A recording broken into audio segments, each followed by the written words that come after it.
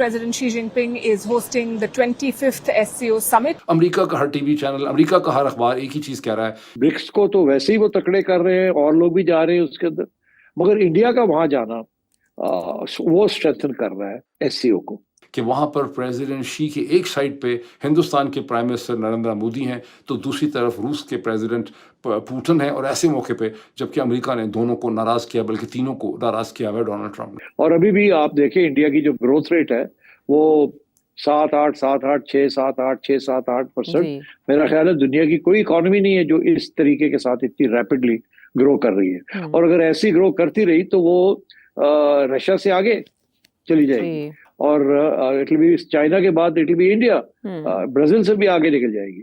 तो I think Indians को इस बात का एहसास है, so they are trying to project an independent stance.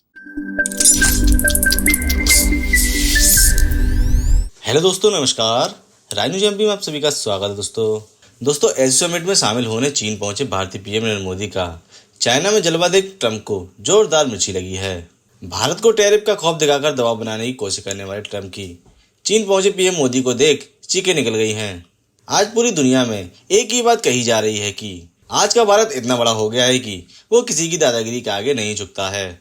उल्टा भारतीय पीएम मोदी ने चीन जाकर एससीओ समिट में शामिल होकर अब एससीओ को ही मजबूत करना शुरू कर दिया है, जिससे अब अमेरिका को अपनी गलती पर पछतावा हो रहा होगा कि उसने भारत से पंगा क्यों लिया। एससीओ कॉन्फ्रेंस रहनुमा सारे पहुंच गए, वहाँ पे शहबाज शरीफ साहब पहुंच गए, इंडियन प्राइम मिनिस्टर मोदी पहुंच गए। वहाँ इंपॉर्टेंस हिंदुस्तान के प्राइम मिनिस्टर की है, रशिया के प्रेसिडेंट की है, और सारी निगाहें जो है चाइनीज मीडिया समेत उन्हीं के ऊपर जो है इस वक्त जमी हुई है।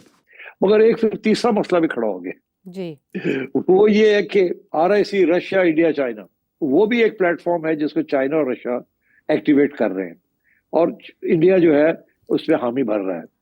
तो ये 3 प्लेटफॉर्म्स ऐसे हैं जहां इंडिया, चाइना और तीनों बैठे हुए। इंडियन प्राइम मिनिस्टर और प्राइम मिनिस्टर शहबाज शरीफ की को मुलाकात होगी। लेकिन पाकिस्तान में क्या डिस्कशन हो रही है?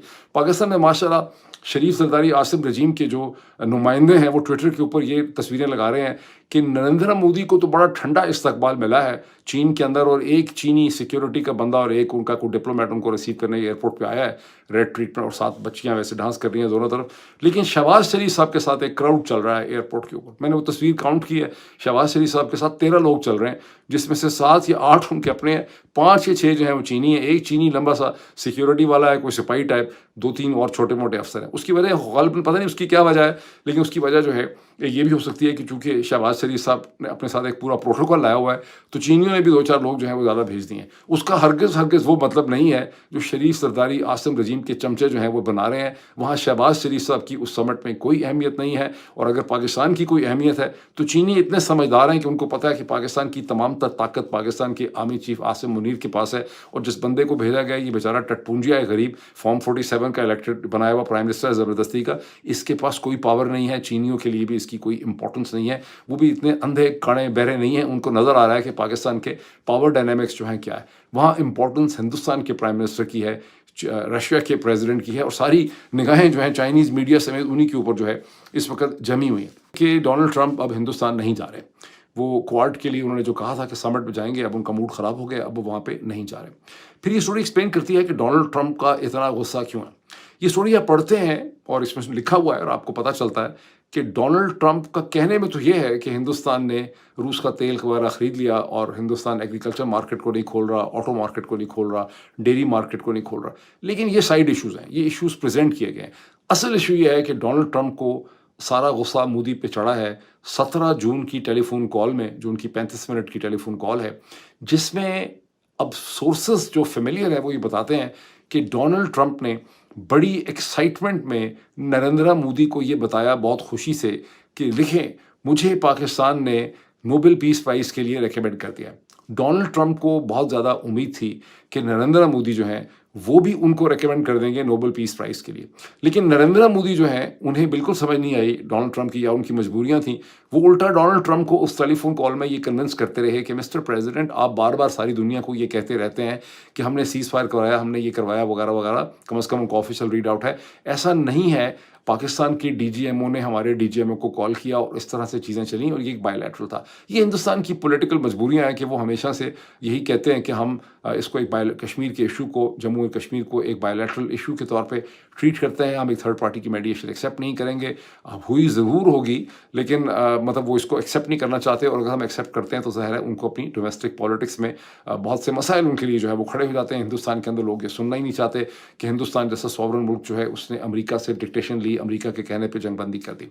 तो नरेंद्र मोदी उनको ये समझाते रहे, और डोनाल्ड ट्रंप जो हैं वो वहाँ तो चुप कर गए, लेकिन उसके बाद डोनाल्ड ट्रंप को बहुत गुस्सा चढ़ा। अच्छा, फिर उसकी दूसरी इंपॉर्टेंस ये है कि G7 के समिट में जब डोनाल्ड ट्रंप जल्दी वापस आ गए थे और नरेंद्र मोदी से नहीं मिल सके थे, तो उन्होंने नरेंद्र मोदी को ये इनवाइट किया कि आप वाशिंगटन आए।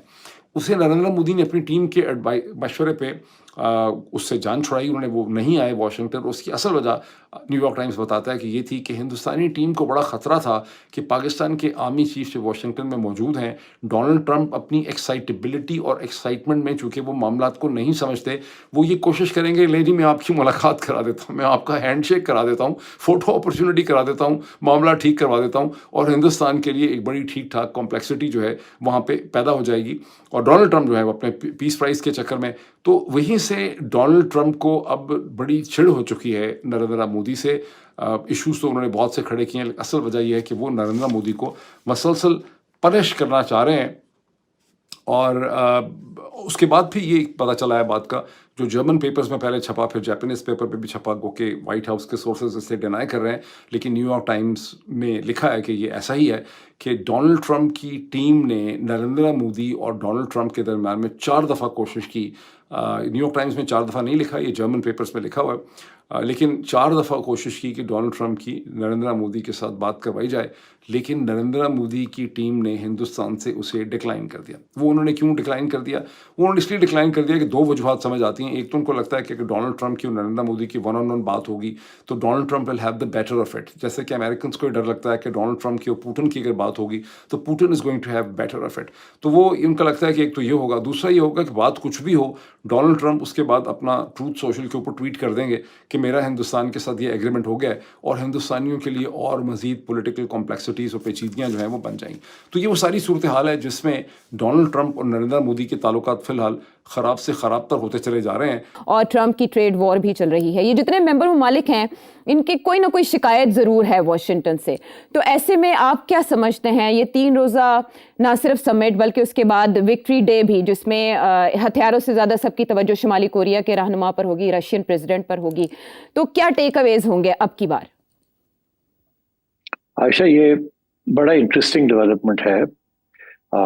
इसकी 2-3 वजूहत हैं। पहली बात तो ये है कि पिछले साल लो की था।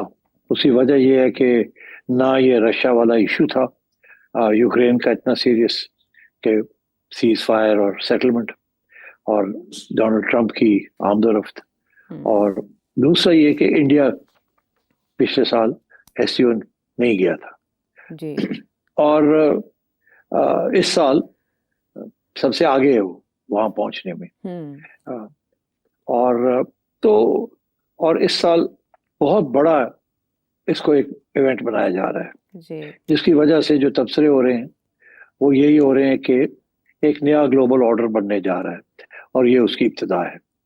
और क्योंकि इंडिया ने भी ज्वाइन कर लिया है और अब बाकी सारी दुनिया जो है एक्सेप्ट फॉर द वेस्ट वहां पहुंच रही है। 20 हेड्स ऑफ स्टेट पहुंचे हुए हैं, और सब प्रेसिडेंट्स, 2-3 प्राइम मिनिस्टर्स हैं, मोस्टली प्रेसिडेंट्स,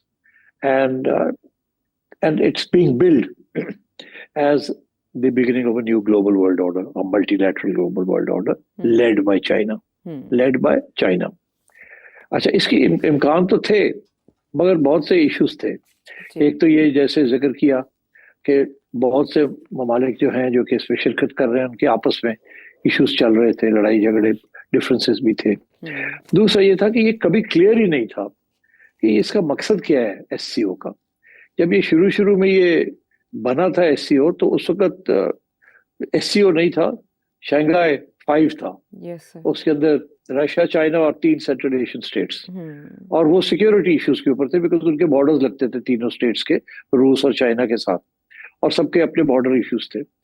तो शुरू तो ये उस तरीके से हुआ, मगर आहिस्ता आहिस्ता चाइना ने इसको बढ़ाते गए, और अब इस लेवल पे ले आए हैं कि ऐसे लगता है कि ये नेटो एक तरफ और दूसरी तरफ एससीओ,